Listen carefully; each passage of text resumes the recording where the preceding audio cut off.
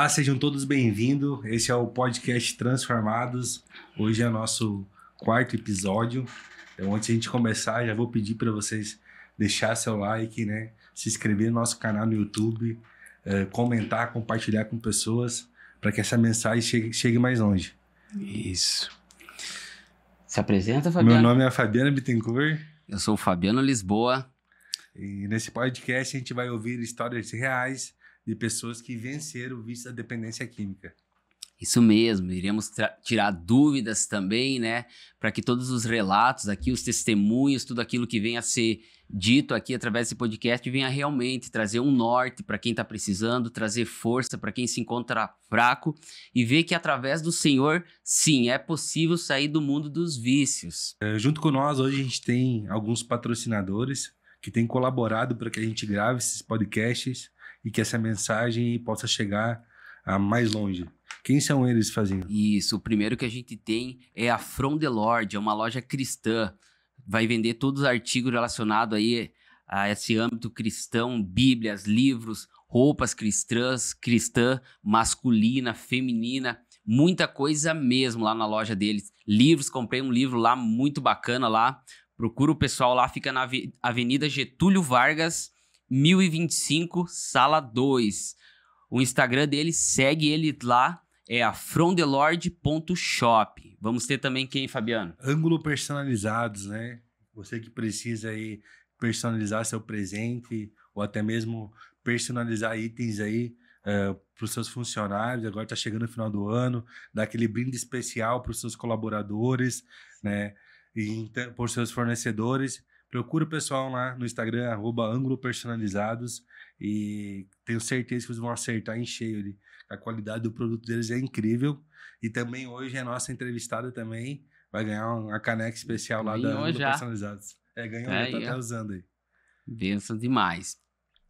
Vamos também ter o pessoal da Cristiano Automóveis. Então você que deseja adquirir um veículo ou deseja trocar de veículo, procura o pessoal lá da Cristiano Automóveis, pessoal sério, carros de procedência, total mesmo, total procedência.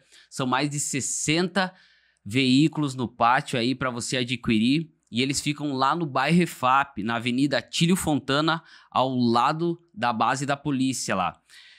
Segue eles no Instagram também lá para estar acompanhando todas as novidades, todas as mercadorias novas que está chegando.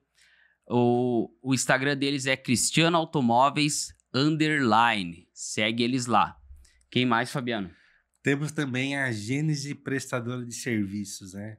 Você que está pensando em reformar e construir, a gente sabe a dor de cabeça que é quando a gente, né, contrata pessoas que não qualificadas, mas lá em Juí, no Rio Grande do Sul, a gente tem essa empresa maravilhosa dos nossos amigos Anderson lá e a Mari. Então, você que quer construir e reformar com pessoas capacitadas, comprometidas, né, procura a Gênese Prestadora de Serviços nas redes sociais, que nós temos certeza que eles vão entregar um serviço de excelência. Isso mesmo. A gente vai ter também o pessoal da Ponytech. Então, você que deseja aí adquirir um iPhone ou trocar o seu iPhone, tudo em acessórios, eles também têm lá a capinha, carregador. O pessoal sério lá, procura lá o Tiaguinho, que é o pessoal da Ponytech. Eles ficam na Avenida Porto Alegre, 994D, ali no centro, bem na frente da Prosegur. Segue eles também lá no Instagram, é ponytech.cco. Isso aí, Fabiano. Hoje a gente tem a honra de receber uma convidada muito especial, Fazinho, que o esposo dela já teve aqui, nosso amigo, né? Eles são nossos amigos. A gente teve o prazer de ter essa conexão, né? Então eles nos inspiraram muito, tanto no grupo de apoio, até mesmo no podcast. Então, quem é a nossa convidada hoje? Isso, nossa convidada é a Denise. Uma bênção de Deus aí. Sempre digo aí que tivemos o privilégio de conhecer ela aí, o casal, né? O Renato também, que fez parte do último podcast aí. Se apresenta um pouco para nós aí, Denise. Quem é a Denise? Então, eu me chamo Denise Costa, Denise dos Santos Costa. Vou colocar o dos Santos aqui, principalmente porque a minha família vai ver também. Eles já não gostam muito que eu fale que eu sou só Denise Costa. Sou esposa do Renato, sou mãe de uma menina abençoada, de 12 anos, a Amanda, que queria estar aqui também. que assiste também. E fui resgatada pelo amor do Senhor há mais de 10 anos atrás, no mundo das drogas, que recebeu uma segunda chance e agarrou ela com todas as forças e acreditou que poderia ter uma vida diferente e que o Senhor poderia transformar. Maravilha, Denise. Você quer compartilhar um pouquinho da tua história pessoal, desde a tua infância, a tua profissão? Vamos lá, então. Eu cresci num lar onde eu tinha muitos... a gente era entre 8 irmãos. Mas quando eu nasci, o meu irmão já era adolescente, ele já tinha saído de casa. Não lembro de ter convivido muito com ele. Então, ficamos entre 7. Eram 7 meninas. Então, imagina, uma casa com 7 crianças e 7 meninas. Eu costumo dizer que eu tive muitas amigas, né, quando eu era criança, porque a gente inventava muita coisa. A gente era de uma família que a gente não tinha muitas condições financeiras, mas a gente tinha que aprender com o que a gente tinha a ter criatividade para criar as nossas próprias brincadeiras. Tive uma irmã que foi um presente de Deus para minha vida, que hoje ela não é mais viva, que foi a Sandra, que ela me ensinou muito a usar do pouco que a gente tinha para fazer coisas que nos deixassem felizes. Ela criava beliche, que caía em cima da gente depois, mas ela com R$5 comprava melancia e doce, levava a gente para um campo e fazia um piquenique. Então, assim, eu me lembro também de, quando criança, meu pai ter me ensinado a pescar, a caçar. Me lembro que a gente morava também perto de uma encosta em Santa Maria, que era num bairro chamado Montanha Russa, que era num morro. Me lembro muito de buscar lenha no mato com ele, de ouvir histórias, de ver ele matar cobra. Então, eu fui uma criança, assim, que teve muitas aventuras, muitas. Eu amava estar junto com ele, amava estar no meio da natureza, amava estar com as minhas irmãs. Eu tive uma infância muito privada de bens materiais. Mas com o pouco que a gente tinha, a gente desenvolvia. Era feliz. Era muito feliz.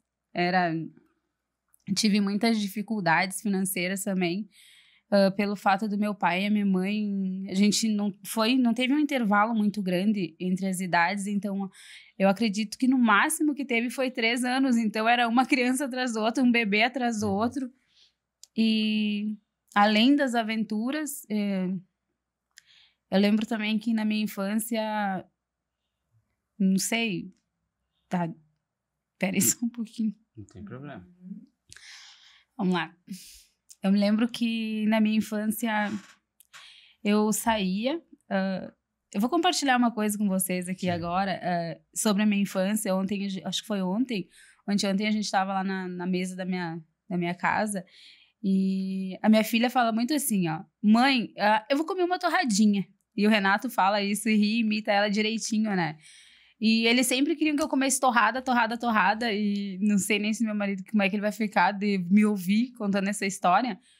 Mas eu nunca gostei de torrada, porque eu fui uma criança, assim, que a gente pedia nas casas, porque a gente era muito pobre mesmo. Então, eu era daquelas crianças que batia na porta da casa e dizia: oi, tem alguma coisa para dar? Não, nem um pão velho. Aí um pão velho, às vezes, as pessoas tinham e me davam e matava a minha fome.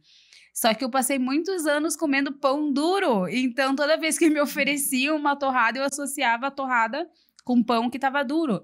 E eu pensava: pra que eu vou deixar o pão duro se eu tô comprando pão que é macio?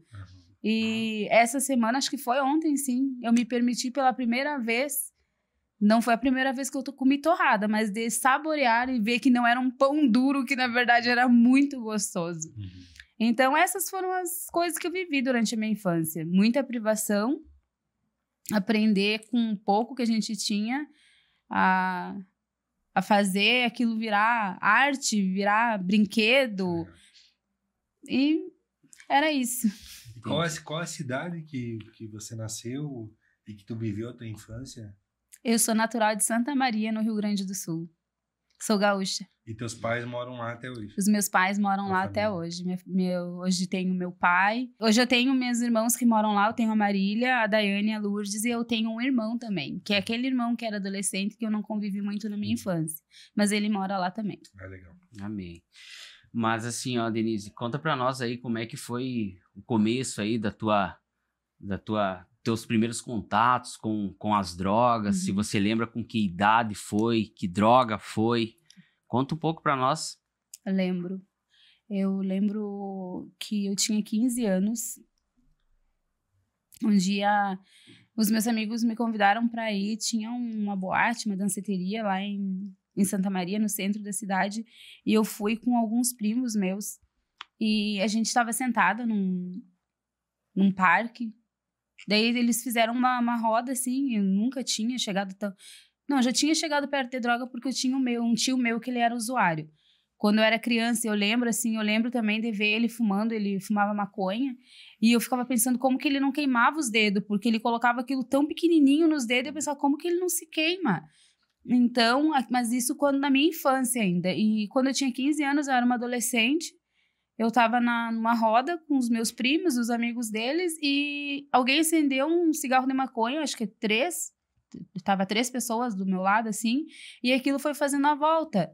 E quando chegou antes de mim, tinha uma prima minha, que eu tinha saído, na verdade, com ela. E ela olhou pra mim e ela disse, você não precisa fazer isso.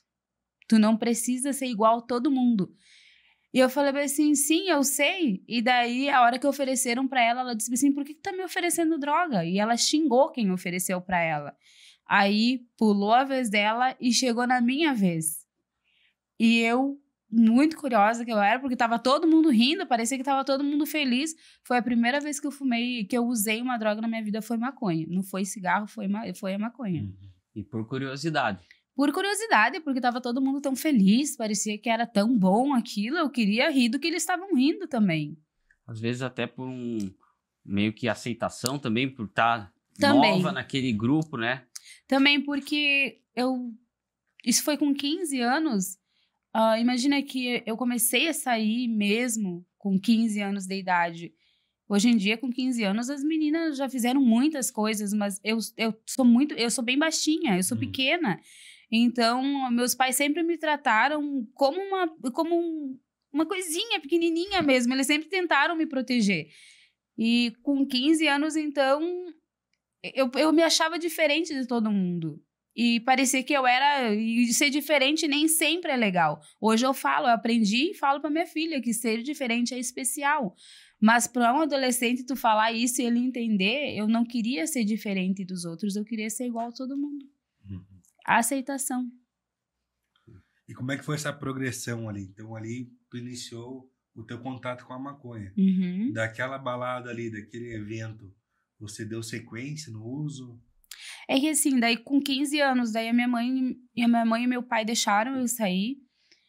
Claro que eles nem imaginavam o que acontecia, né? E depois daquilo, eu acho que a frequência foi uma vez por mês eu saía. Eu sempre ia pra casa da minha prima. E ela nunca usou droga, gente. Nunca usou. E ela sempre me dizia pra mim nunca usar.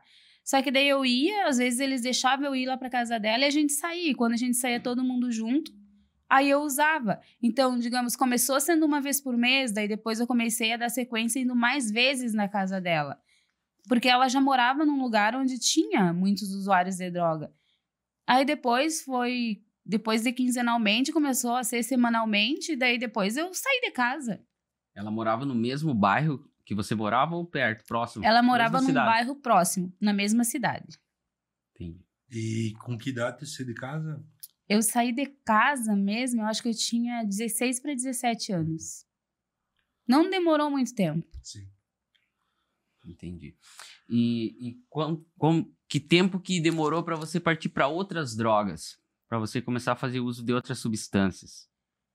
Demorou, acho que mais eu comecei a fumar maconha com 15. Eu acho que a cocaína, ela veio com os meus 18 anos já. Eu fiquei 3 anos, porque assim, eu só saía, né? Não era eu só. Eu só fumava maconha, que é só que as pessoas falam. Eu fumava maconha e bebia, mas eu não bebia todos os dias também. Eu não posso estar amenizando também, né? Mas eu não bebia todos os dias. É tipo aquilo do final de semana. Eu paro quando eu quiser. Mas já tava fazendo 3 anos que eu tava usando, mas eu parava quando eu queria, né? Então, até os meus 18, eu acho que eu fiquei na maconha só. E quando que você percebeu que a droga estava te atrapalhando já? Foi muitos anos depois. Foi muitos anos depois. Porque até então, parecia que fumar maconha e beber e sair era divertido. Ali pra mim parecia que tava sendo divertido. Eu não precisava pensar em mais nada, porque a maconha, ela faz isso, na hora ali, tu fica... Tu parece que a tua mente relaxa, então tu não precisa pensar em mais nada. Mas eu preciso falar uma coisa aqui. O que acontece? Eu fumava maconha, então parece que eu ficava feliz. Só que muitos anos depois, eu acabei descobrindo que eu era uma adolescente infeliz. Então, eu pensava muito, eu sempre pensei muito. Então, quando eu fumava maconha, eu não precisava pensar, eu só precisava rir. E era mais fácil ficar rindo do que ficar pensando. Você lembra como é que foi a sensação que você teve a primeira vez que você usou a cocaína? Lembro.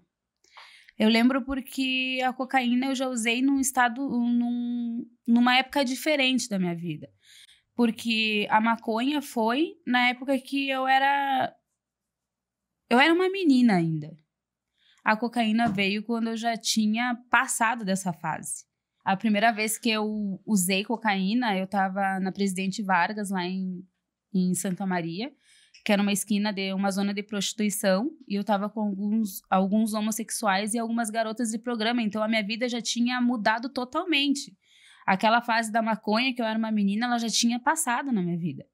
Então, eu lembro perfeitamente que eu usei, eu lembro do que aconteceu naquela noite, de ter visto as meninas tudo transtornada, e eu lembro em especial por um motivo, porque a gente usou droga ali, e daí depois a gente foi para casa do namorado de uma das meninas.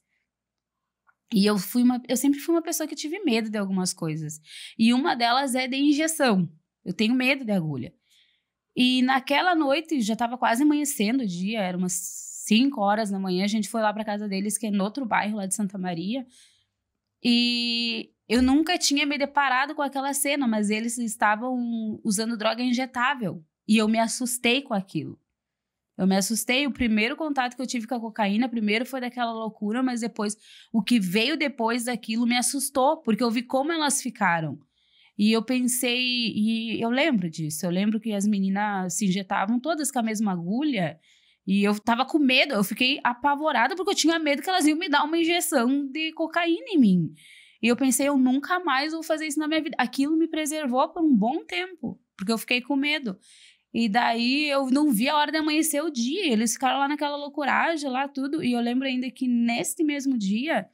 Uma das meninas tava com um menino lá que tava cheirando dentro de um carro, tinha roubado o carro e ela tava cheirando com a identidade dela. E o menino foi pegar, a polícia prendeu o carro e pegou a identidade dela. Então deu um baita de um rolo ainda. Então por isso que pra mim foi inesquecível aquela noite. E aquilo pra mim foi um filme de terror. Eu pensei, eu nunca mais quero usar cocaína na minha vida. Entendi.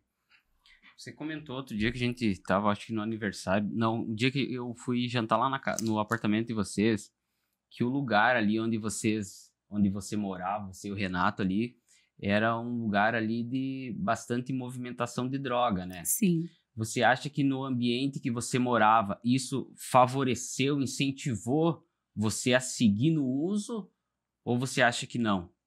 Sim. Sim, mesmo porque... Até os meus 15, eu vivia num lugar de muita pobreza, que era lá na montanha. Mas lá não tinha tanto uso de droga.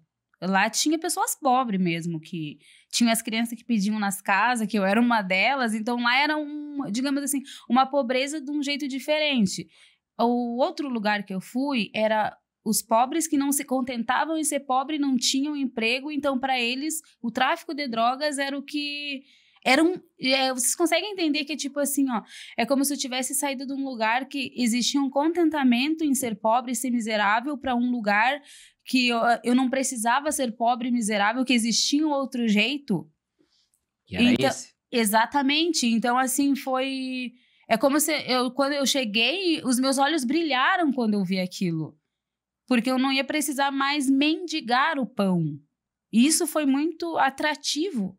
Eu acho que muitas pessoas, quando elas entram para essa realidade, é por isso. Porque a gente passa por tanta dificuldade e, de repente, parece que vem uma coisa tão fácil para ti que acaba te mudando mesmo. Não sei se eu respondi a pergunta. Sim. Sim. Eu acredito que, né, ele muda a economia ali de toda a comunidade, toda a região, né? Uhum. Aquela experiência, eu não tive experiência de venda, assim, né? Mas eu tive, como comprador, eu vi a economia de toda a rua, todas as famílias trabalhando para o tráfico de certa forma, Uhum. cuidando, a polícia, Uhum. né, trabalhando como olheiro, porque os traficantes acabavam beneficiando, né, dando uma cesta básica, colaborando com aquelas famílias que não tinham alimento. Sim. Uhum. Então, acho que transforma a realidade da comunidade, né? É, um exemplo bem claro. Eu não lembro da minha infância a gente ter um churrasco para comer no Natal. Uhum.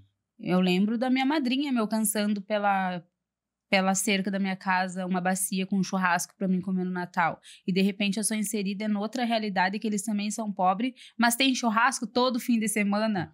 Era diferente. Então, assim, honestamente, e sendo bem verdadeira, aquilo me pareceu ser mais atrativo do que viver lá. Então, por isso que até eu realmente enlouquecer, mudar a minha mente, eu fiquei 2 anos ali, eu fumava maconha, mas é porque eu tinha que comer depois. É muito estranho, não é muito estranho, foi um jeito muito sutil que a droga entrou na minha vida.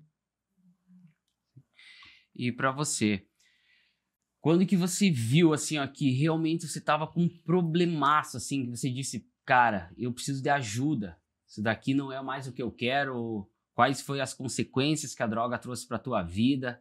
Quando você viu que realmente aquilo, em vez de estar, digamos assim, te trazendo uma alegria, um momento prazeroso, tava te causando problemas? Sabe que o dia, assim, que eu tive a consciência que eu era uma dependente química, ele ficou muito marcado pra mim, porque eu sempre gostei muito de escrever. E teve uma época que eu era usuária de droga e eu escrevia também. Eu escrevia, às vezes o Renato saía pra usar, pra conseguir droga pra gente usar, e eu ficava em casa escrevendo. Eu tinha um caderno e uma caneta, e eu nem sei se ele sabe disso. Mas eu escrevia, e eu escrevia poemas de alguém que estava com vontade de usar.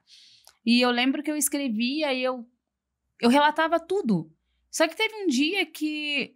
Eu acho que a minha decadência começou um dia que eu não tinha mais como manter o fogo aceso, e eu comecei a tirar as folhas daquele caderno, e que aquilo era muito precioso para mim.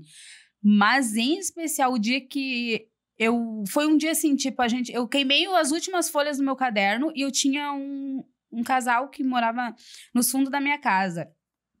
Era a Rose e o Ezequiel. Ela era homossexual e o Ezequiel era um menino.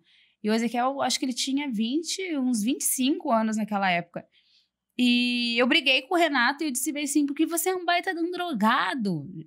Pra pensar, né, gente? Falei um monte de coisa pra ele, porque o Renato tinha usado droga e eu não tinha. Daí eu peguei e fui lá jogar na cara dele. E daí eu lembro que o Ezequiel tava debaixo de um pé de árvore lá, ele olhou pra mim e começou a rir. E eu disse, do que tu tá rindo, seco? E xinguei ele ainda, né? Ele me disse assim, Denise, tu como é que ele falou? Tu é tão viciada que nem ele. Ele disse assim, tu não é... Eu disse, eu não sou nada. Ele disse assim, então eu vou fazer uma contigo. Fica 3 dias sem usar droga. Se tu conseguir ficar 3 dias sem usar droga, então eu posso te dizer que tu não é viciada mesmo. Eu disse, mas é claro que eu consigo. Passou o primeiro. Passou o segundo, eu não aguentei ficar 2 dias sem usar droga. E eu lembro, assim, que daí a gente ficou uns 2, 3 dias usando droga e... É como se eu ainda conseguisse ver aquela cena. A minha casa, ela não tinha mais uma porta, era um cobertor no lugar de porta. E daí eu peguei e fui sair pra fora, assim... Não, ainda tinha um pedaço que a gente escorava e botava um cobertor. E eu escorei aquele pedaço de porta e quando eu saí pra fora... Eu dou de cara com quem? Com o Ezequiel. E eu olhei pro Ezequiel, e agora que eu olhei pro Ezequiel, ele não me falou nada. Eu não sei nem se ele lembrava que ele tinha me falado, mas a hora que eu olhei para Ezequiel, eu falei, eu sou usuária de droga. E eu me lembro que me deu assim, ó, eu acho que foi a primeira vez na minha vida que eu senti um desejo de tirar minha vida.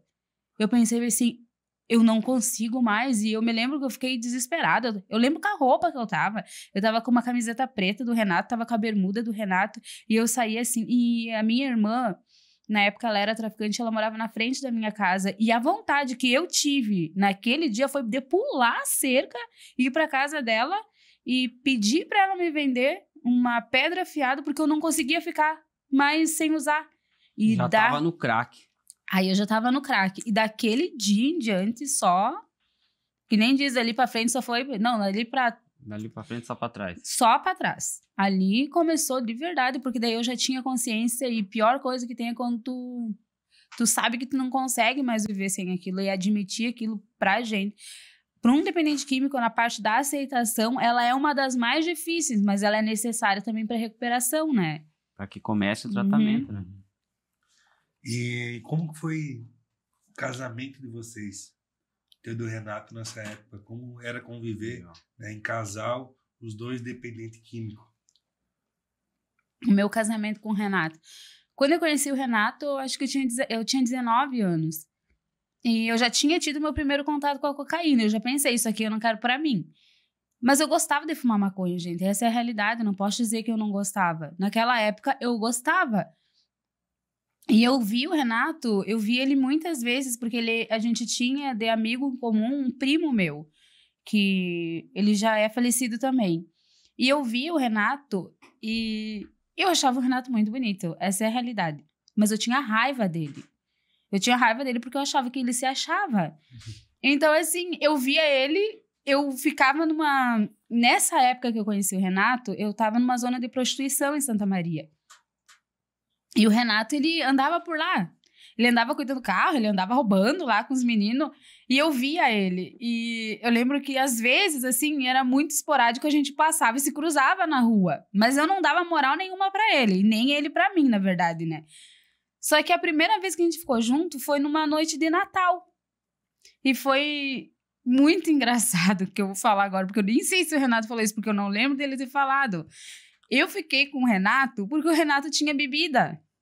Foi numa época assim que eu tinha brigado com todas as minhas amigas e o Renato tinha bebida. E toda vez que eu vi o Renato tava bebendo. E eu tava com vontade de beber. Quando eu enxerguei o Renato, eu pensei, é agora que eu bebo. Foi assim que a gente se aproximou.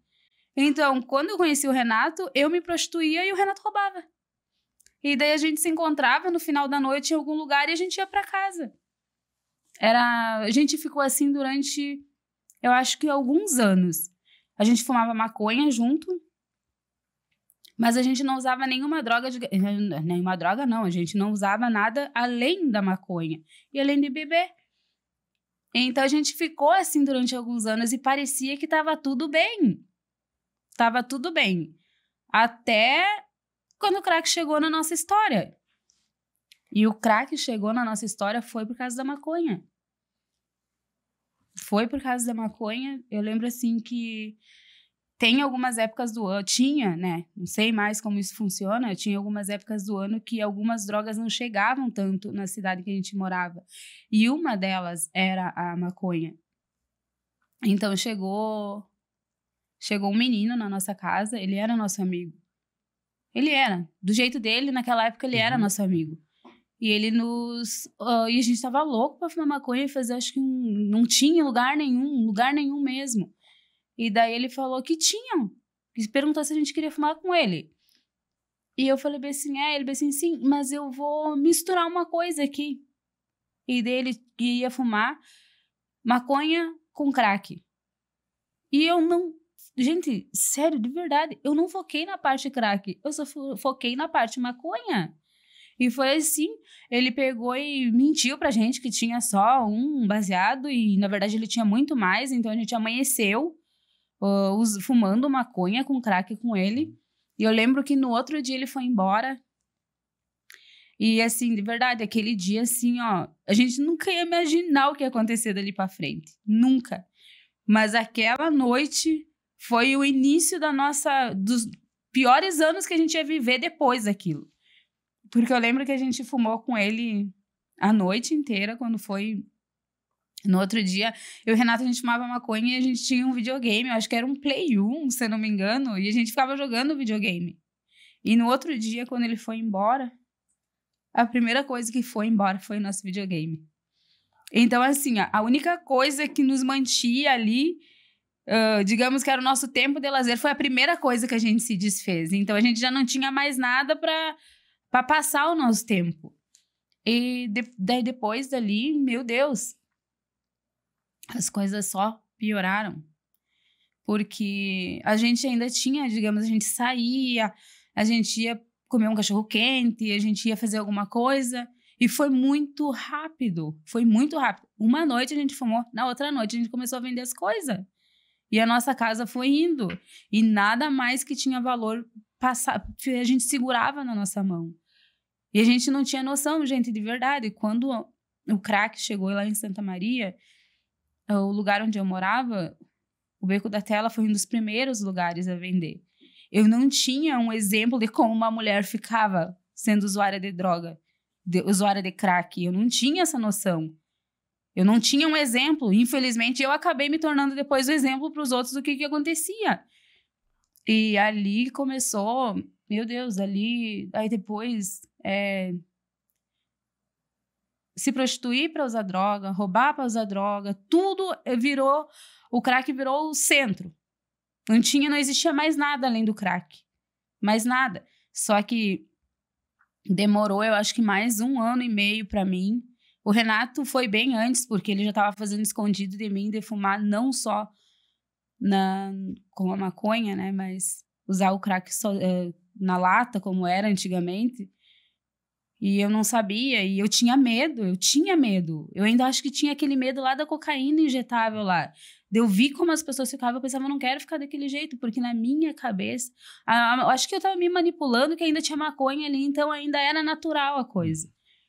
Mas eu lembro também do primeiro dia que eu cheguei em casa e o Renato tava fumando. Eu lembro dessa cena perfeitamente. Eu lembro do Renato, eu lembro dos meus amigos que estavam dentro da minha casa. Eu lembro que a primeira vez que eu fumei crack, que não foi com maconha.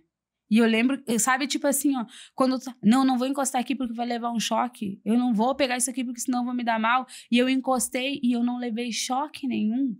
E daí, ali, eu pensei, eu não morri.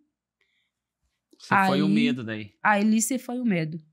Eu lembro, foi numa tarde, acho que foi num sábado, se eu não me engano, a primeira vez que daí a maconha saiu de vez. Aí ela foi saindo de vez, aí já não precisava mais dela. E ali foi... E porque o barato só do crack era melhor a princípio, né? Eu nem sabia, mas eu já tava... ali eu já era dependente de crack há muito tempo. E daí, como é que foi essa questão do primeiro internamento? Eu não lembro, você teve só um internamento, né, Denise? Só um. Conta Graças a Deus. Como é que foi? Se eu não me engano, você comentou com nós foi domingo, que a gente foi lá no aniversário, sábado, no aniversário do Renato, que o que antecedeu a tua internação foi aquele caso lá que tu foi tomar água, que o caminhoneiro... Não, isso foi assim, ó. Eu tentava parar de usar droga. Só que, assim, não tem como um dependente químico tentar parar de usar droga com outro dependente químico. Dificilmente isso vai dar certo. Um vai ter que estar mais forte do que o outro. E muitas vezes eu desaparecia. Eu ia para casa de uma irmã minha, de uma amiga, eu fugia. Eu pensava, eu não quero mais. Mas eu sabia que no lugar que eu estava era impossível eu parar. E eu lembro que teve um dia que eu saí, eu fui para casa de uma amiga minha, uma grande amiga minha que eu tinha lá em Santa Maria. E daí eu falei bem assim, que eu não queria que eu pedi para ela para me ficar na casa dela, que eu não queria mais fumar pedra, né? Porque ela já tinha parado de fumar. Ela tinha ficado doente, ela tinha parado e ela tinha entrado na igreja. E naquele dia específico eu fui lá para desviar ela, né? E eu convidei ela pra gente ir num baile. Daí a gente foi. E chegou lá, ela pegou... Eu comecei a beber lá e a gente ia no interior. E a gente ia de ônibus. Só que daí, de manhã cedo, eu fiquei bêbada por lá e todo mundo foi embora. E tava amanhecendo, era de noite, porque, se eu não me engano, acabava entre 4h30 e 5 horas. E eu saí, eu não sei o que eu fui fazer. Quando eu voltei, não tinha ônibus nenhum. E eu saí, tipo, acho que cambaleando. Dessa parte eu não me lembro como eu saí de lá de dentro. Mas eu me lembro, assim, que eu me lembrava só como se eu tivesse uma luz em minha direção. E eu não me lembrava de mais nada. Aí eu ouvi uns barulhos, eu escutei umas vozes. E eu me lembro que parou um Fusca do lado, bem encostado na BR, porque isso era numa BR, porque era no interior lá do Rio Grande do Sul. Acho que, se eu não me engano, era Restinga Seca, lá por perto de Restinga Seca. E daí parou um Fusca e desceu um monte de mulher, que parecia que tinha parado uma van de tanta gente que desceu. E elas me juntaram e me colocaram dentro do Fusca. E no outro dia de manhã, quando eu me acordei, eu tava dentro de uma zona, de um... Não sei como é que é a palavra. Casa noturna. Numa boate, num lugar onde as mulheres se prostituem. E então, daí, eu tava lá dentro e o dono daquele lugar, ele chegou e correu todo mundo, inclusive eu. Daí elas falaram, olha, eu falei, onde é que eu tô? Eu acordei assustada. Elas disseram assim, tu segue essa faixa, segue a faixa e vai reto. E tinha outra BR, uma secundária. Tinha uma assim e tinha outra aqui. Elas falaram, segue essa faixa, vai reto e tu vai chegar lá na BR, e daí tu pede uma carona pra te voltar pra casa. Eu disse, tá bom, só que eu andei uns 4 quilômetros e era na direção errada. Aí quando eu vi, mas meu Deus, ao invés de eu estar me aproximando do barulho, eu tô me afastando. Aí eu olhei assim e eu vi os carros passando em cima. Eu pensei, acho que eu tô indo pelo lugar errado. E eu pedi ajuda numa casa e me falaram que realmente eu tava indo no lugar errado. Daí eu tive que voltar tudo de novo. Pensa, era inverno. Era inverno porque eu tava com roupa de frio. E eu tive que passar pela frente daquele lugar onde eu tinha sido expulsa de novo. Preciso falar uma coisa, sabe? Porque aquela foi uma manhã tanto de conscientização quanto hoje eu consigo ver de humilhação. Porque assim, é isso que o diabo faz. Ele te faz fazer as coisas, depois ele te humilha. Então, eu fui expulsa. Parem pra pensar. Eu conheci meu marido e a gente tava numa zona de prostituição. Eu fui expulsa de dentro de uma zona de prostituição. Então, não, sabe? E eu tava passando assim e eu não conseguia mais caminhar. Aí eu tava com muita sede. Eu lembro que eu parei assim, eu vi uma valeta. Eu tinha bebido, tinha amanhecido, tava com uma baita de uma ressaca. Eu pensei, eu vou tomar essa água aqui mesmo. E eu me ajoelhei. Tinha barro lá naquele lugar. E fiz assim com as minhas mãos para tomar água. E quando eu tava tomando água, eu olhei pro meu lado. Tinha uma vaca tomando água junto comigo. E eu peguei e olhei para aquilo e eu tava sozinha. Eu tava sozinha no meio do nada, sozinha. E eu atravessei aquele campo, assim, e daí eu falei, nem que seja agora, eu vou atravessar isso aqui, eu vou achar essa faixa. E eu caminhei e eu cheguei na faixa e não passava carro nenhum. E eu fui caminhando, eu disse, eu vou embora a pé. Só que nisso tinha uma ponte. E nessa ponte passava um rio embaixo. E eu me debrucei naquela ponte e foi muito forte o que aconteceu, porque eu pensei, eu vou me jogar daqui. Eu vou pular daqui porque eu sabia que tinha acontecido minutos atrás. Eu me senti muito mal, gente, de tá tomando água com a vaca, de ser expulsa da zona, sabe? Eu pensei, olha o que aconteceu comigo, olha que rumo que a minha vida tomou. E não adianta mais, eu acho que tudo que eu tinha pra viver, eu não sei nem por que eu ainda tô viva. E eu tô fazendo a minha mãe passar vergonha, então eu vou me tocar daqui e ela não vai mais precisar sofrer. E eu tava subindo em cima eu não sei se é parapeito, como que chama aquela parte da ponte, e não tinha carro nenhum passando, nem carro para dar carona, e quando eu vi, parou um caminhão do meu lado. E daí ele falou assim, ô moça, tu quer carona? E eu disse assim, pra onde que tu tá indo? Ele disse, pra Santa Maria. E eu disse, eu também. Ele disse assim, então entra aqui. E quando eu entrei dentro do caminhão, que ele foi me dar carona, ele olhou pra mim e ele me disse bem assim, eu não acredito que é você. E eu disse, mas eu nem te conheço. Ele disse assim, essa madrugada eu tava indo descarregar em Porto Alegre e eu tava passando por Restinga Seca e eu freiei em cima de você. Você tava no meio da estrada e eu só te enxerguei quando eu tava em cima de você. E eu tinha certeza que eu ia passar por lá e eu ia saber que tinham te matado, porque vinha muitos caminhões atrás de mim. E ele disse assim, guria, tu só tá viva porque Deus quis. Então, até aquela parte de eu ter ido, das meninas terem me resgatado, de eu ter tomado água com a vaca, já fazia parte do que o Senhor tinha pra minha vida. Porque senão, talvez eu nunca ia ter a consciência do que realmente, da situação que eu tava. De que ponto chegou, né? Ao ponto que eu cheguei. Ao ponto da menina sonhadora que eu era, da menina alegre, que só dava orgulho pros meus pais, tá tomando água com uma vaca no meio de um campo, no meio do nada. Sabe? Eu me senti muito mal. Eu pensei, meu Deus, ali eu já não sonhava mais. E vamos passar para a parte do tratamento. Uhum. Então, que momento que você procurou ajuda? Como que você foi parar numa comunidade terapêutica?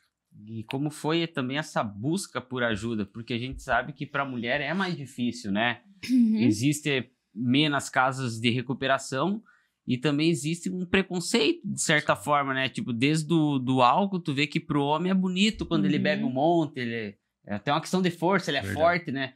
Pra mulher já parece que, tipo, mexe até com dignidade, assim, parece que já não, né? É mais difícil. Como é que foi mesmo essa questão do internamento, da busca e de como foi o processo também? Só antes eu quero dizer que tu falou uma coisa que é muito pontual, que pra mulher é mais difícil. Na verdade, assim, ó, quando a mulher vai pra uma casa de recuperação é porque realmente ela perdeu as estribeiras. Existem muitas mulheres que são alcoólatras e estão dentro de casa. A diferença é que a mulher não vai pro bar. A mulher fica bebendo dentro de casa. Todas as meninas que passaram pela casa de recuperação enquanto eu estava internada, elas já eram mulheres, e mulheres com bastante idade, e bebiam há muitos anos.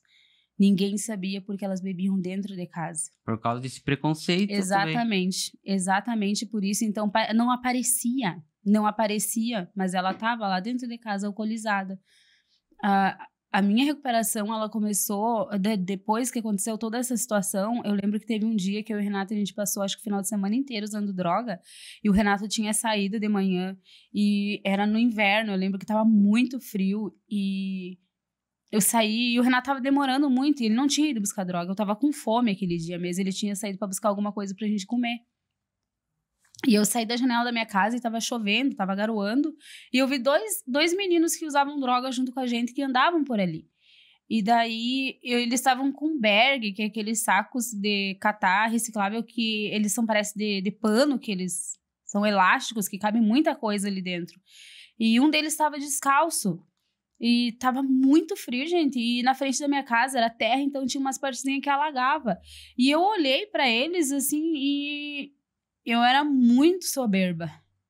Porque eu tava dentro de uma casa de madeira, eu achei que eu era melhor do que eles. E eu falei bem assim, olha o jeito daqueles dois, olha como eles estão.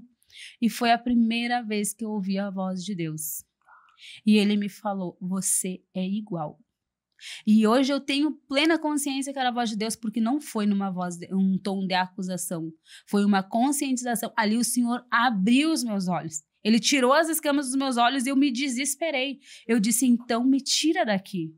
Se eu sou igual, me tira daqui, porque se o Senhor me tirar daqui, eu prometo para o Senhor que eu vou ajudar as pessoas do mesmo jeito que o Senhor vai me ajudar. Eu tinha uma confiança tão grande que Ele ia me ajudar. E depois daquilo, eu comecei a falar para as pessoas, eu vou me internar. Todo mundo dava risada de mim, né? Mas enfim. E um dia eu tava na casa da minha mãe, passou acho que uns 2 meses.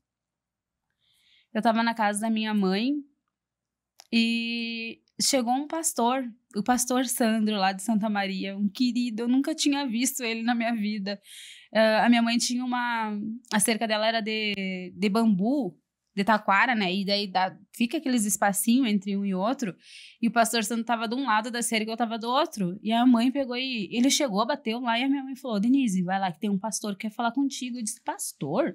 Que pastor? Ela disse assim, vai lá, que ele tem alguém lá que quer falar contigo. E ele disse que é um pastor. Daí eu cheguei, olhei pra ele, eu já tava até bêbada, gente. Daí ele olhou pra mim e ele disse assim, oi, você que é a Denise? Eu disse, sim, eu sou a Denise. Ele disse assim, então, Denise, o senhor me mandou aqui. Você quer parar de usar droga?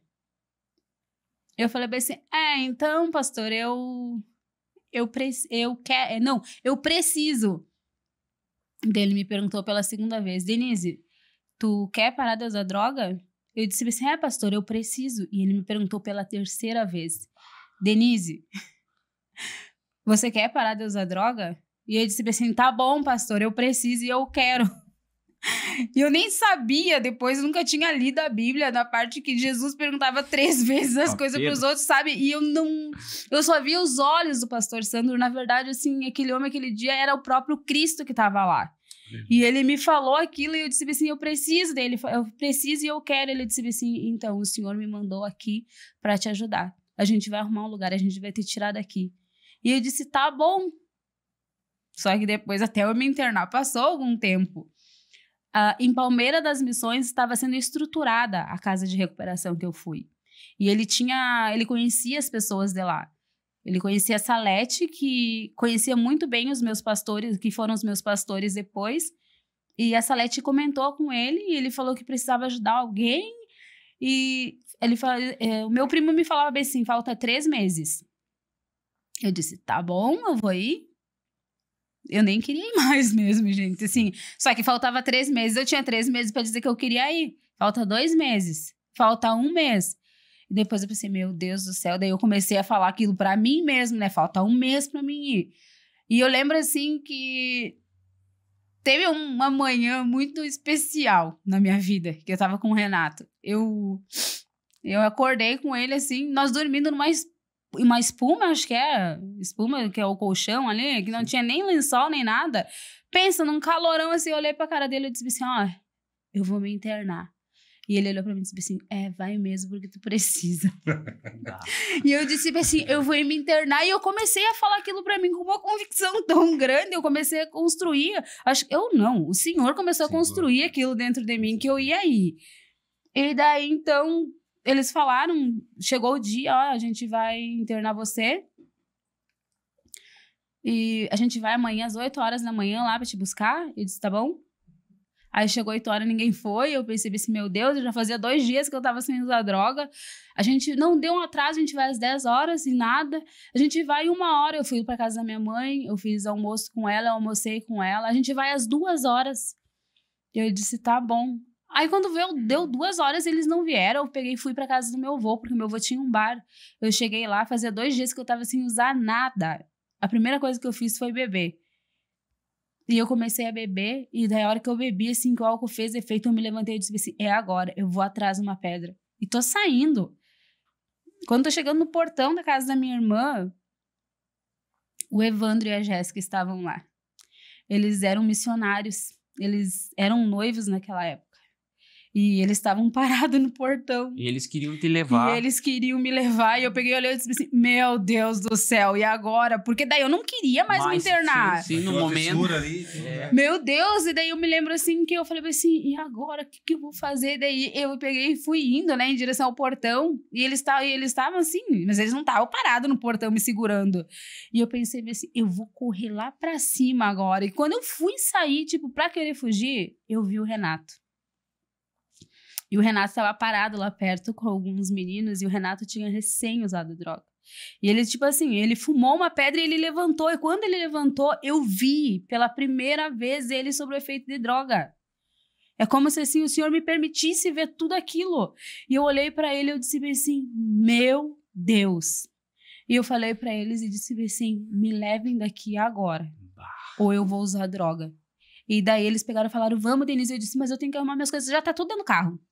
E eu lembro que eu desci correndo, eu tava com uma saia comprida e com uma blusinha assim, eu segurei minha saia pra cima e desci correndo, dando tchau pra todo mundo. Tchau, gente, eu vou me internar. E todo mundo me dando tchau, sabe? Eu acho que pensaram que eu tava doida. E cheguei lá embaixo, a minha mãe tava lá, a minha irmã, a Daniela tava lá, a Amanda, minha filha, tava lá. Eles estavam todos lá me esperando. E eu lembro que a minha mãe me deu um abraço. E eu falei, me levem daqui. E eu me lembro que a Amanda, ela veio e segurou na minha perna. E ela falou uma coisa. E o Senhor fala através das crianças. Ela me falou bem assim, a senhora nunca mais vai voltar, tia. A senhora nunca mais vai voltar. Eu disse, fica quieta que eu não vou morrer. E ela disse assim, a senhora não vai voltar. E eu nunca mais voltei. Uhum. Eu nunca mais voltei para aquele lugar. Aí eu lembro, assim, que a gente tava dentro do carro e daí as crianças, eu andava muito cheia, eu andava sempre junto com as crianças lá do beco. Eu gostava de contar história de terror pra eles e eles amavam minhas histórias. E eu lembro que as crianças estavam tudo lá naquela hora. E o Renato pegou e chegou, já tinha passado um pouco do efeito, né? A Jéssica e o Evandro me deram tudo que eu precisava. O pastor Sandro colocou o carro dele, o filho dele foi de motorista. E eu entrei dentro daquele carro e eu pensei, agora... E o Renato chegou, né? E ele pedindo pra baixar o vidro. E eu falei assim... eu vou aí, viu? E ele disse assim, tá bom, eu vou lá te visitar. Eu disse assim, tá. E daí eu olhei pra ele assim, gente, me deu vontade de abrir aquela porta e sair correndo. Eu disse assim, me leve embora daqui. E eu comecei a pedir pra eles. E eles pegaram e viraram a volta no carro e saíram do beco. E eu não quis nem olhar pra trás. E eu fui pra casa de recuperação. E eu cheguei lá e eu fui muito amada. Eu fui tão amada como eu nunca tinha me sentido na minha vida. O Senhor colocou pessoas de Deus para cuidarem de mim. Eu fui constrangida com o amor do Senhor naquele lugar. Eu fui amada, eu não tinha nada para oferecer. Mas eu não tinha, eu acho que nem se eu tivesse alguma coisa para oferecer, o Senhor simplesmente me amou. O Senhor me amou. E quando eu estava sendo amada, a primeira coisa que eu pensei, eu preciso que o Renato receba desse amor. Foi quando eu orei pela vida dele e quando começou o processo de recuperação dele também. Legal. Eu tô até emocionado aqui, cara. Não tem como não segurar as lágrimas, né?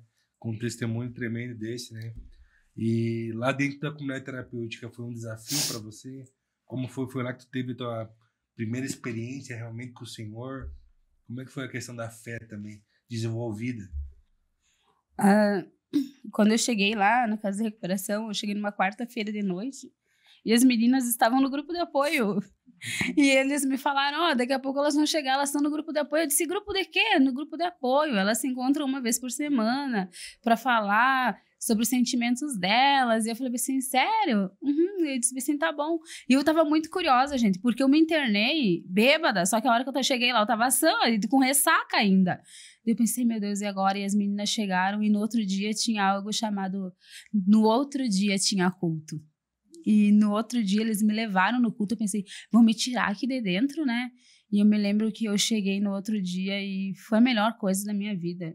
Eu fui direto para dentro de uma igreja onde eu fui cuidada por um homem, por uma mulher de Deus, que me ensinaram a ter fé, que me falavam, que declaravam a palavra do Senhor sobre a minha vida.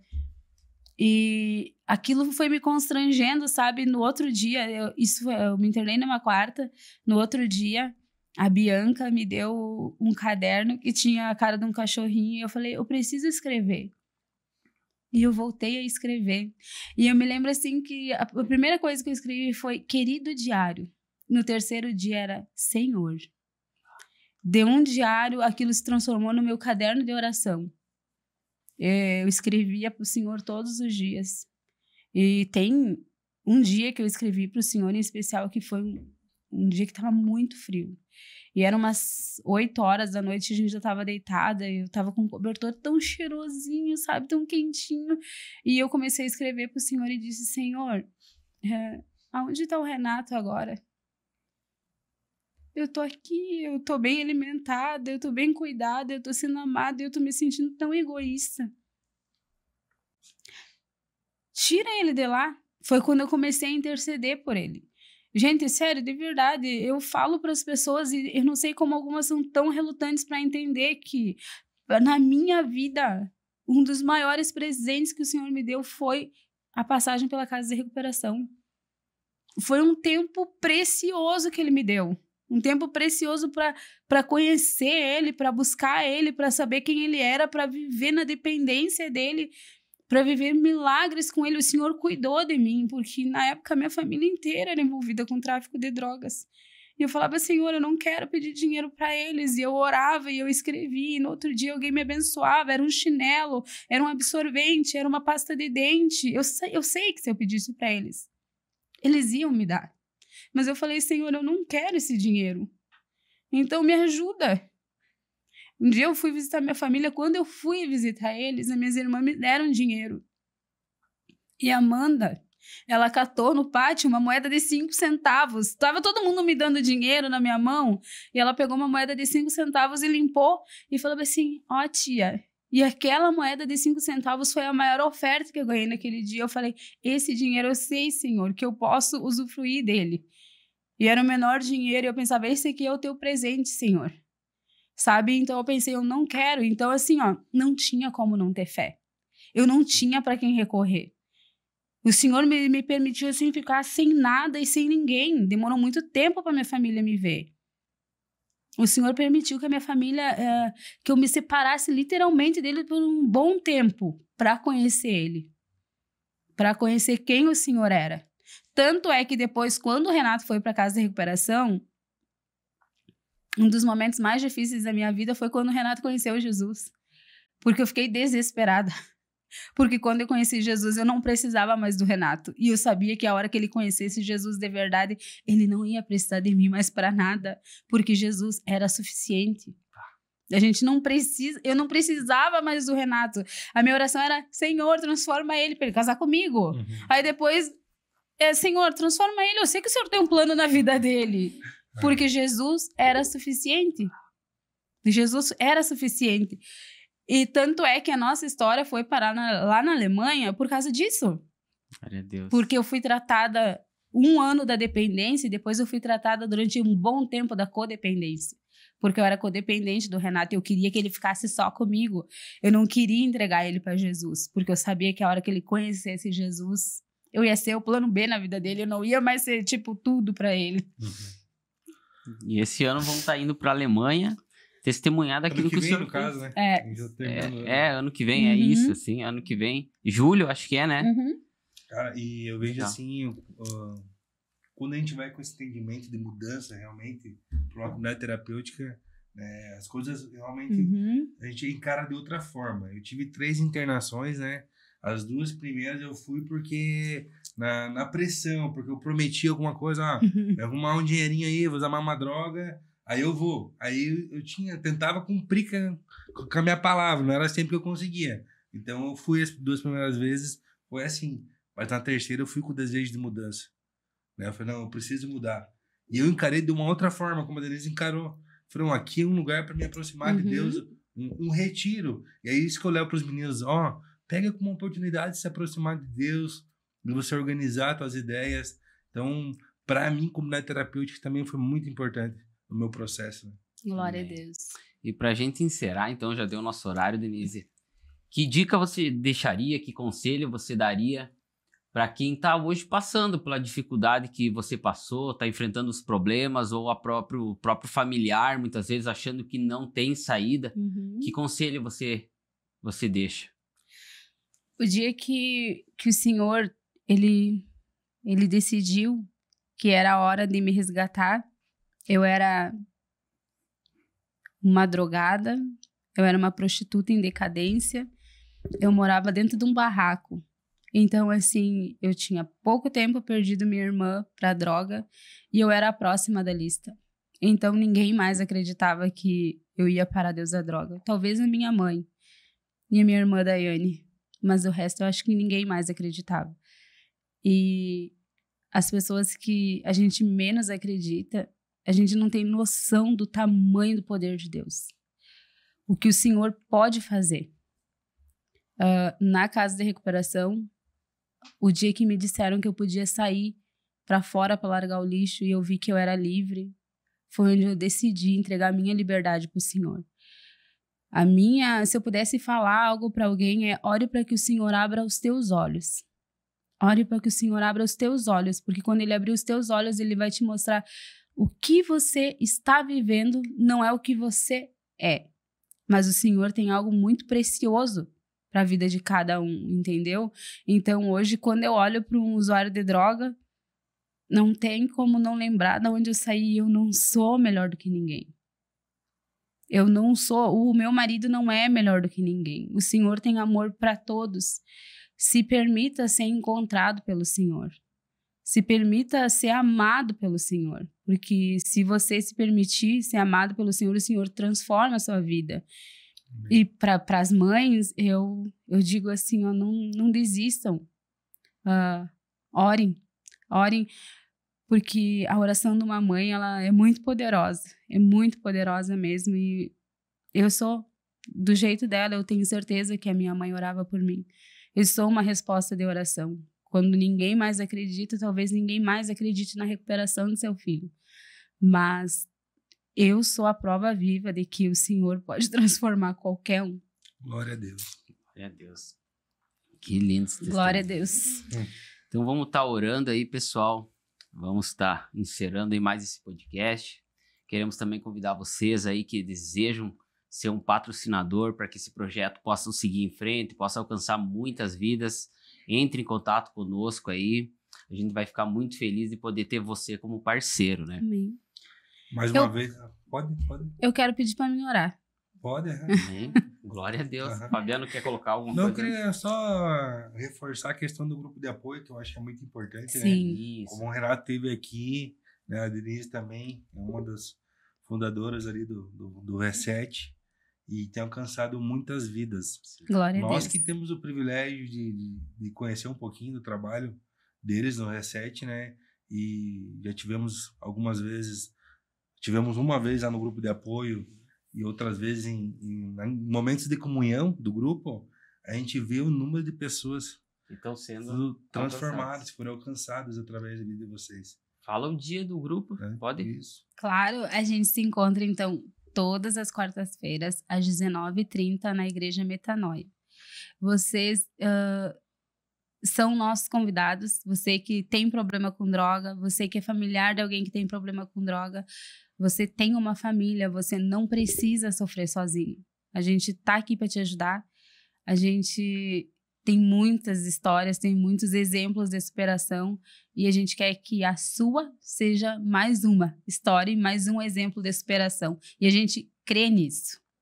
Glória a Deus. Então, nosso tempo se findou aí. A gente poderia... Sei que a Denise tem testemunho do que o Senhor fez na vida dela para contar por longas horas, né? Mas isso aí, vamos estar finalizando. Então, a Denise vai fazer uma oração. Amém. Glória a Deus. Pai, em nome de Jesus, Pai, eu te peço, Senhor, que assim como lá naquela casinha de madeira, Senhor, o Senhor abriu os meus olhos, Senhor, e me trouxe a consciência, Pai, do estado que eu estava, Senhor, e que não tinha sido, Senhor, o estado que o Senhor tinha me criado para ser. Eu peço, Senhor, que o Senhor abra os olhos, Senhor, dos teus filhos, Pai. Porque eu sei, Senhor, que quando as escamas caem dos nossos olhos, Senhor, nós conseguimos ver o que o Senhor vê, Pai. Eu te agradeço, Senhor, pela vida dos meninos, Senhor. Eu te agradeço por esse tempo, Pai. Eu te agradeço por essa oportunidade, Pai, para falar, Senhor, o quão bondoso e o quão grandioso o Senhor é. E o Senhor foi e continuará sendo um Deus que faz milagres, Senhor. Sim, que nada é impossível para o Senhor. Nós te louvamos, Pai, e te bendizemos. Em nome de Jesus, Pai. Amém. Amém. Amém. Glória a Deus. Glória a Deus.